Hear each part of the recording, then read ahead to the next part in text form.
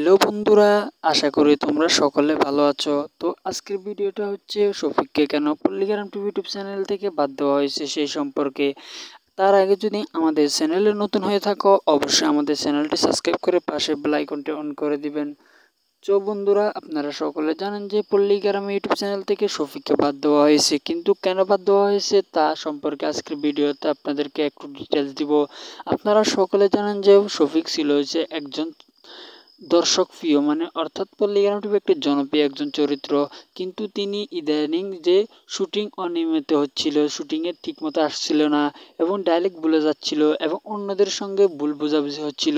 এসব কারণে পরিচালক টিম সিদ্ধান্ত নেয় যে তাকে কিছুদিনের জন্য বিরতি দিতে, কিন্তু আমরা জানি যে বাদ দেওয়া হয়েছে।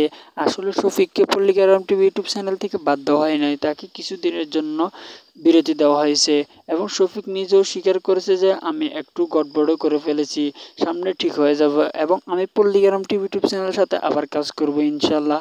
তো বন্ধুরা, আমরা জানি যে পল্লীগ্রাম টিভি ইউটিউব চ্যানেলে শফিক আবার আসবে, কিন্তু আপনার কাছে শফিকের ভিডিওগুলো কেমন লাগে তা কমেন্ট বক্সে জানিয়ে দিবেন।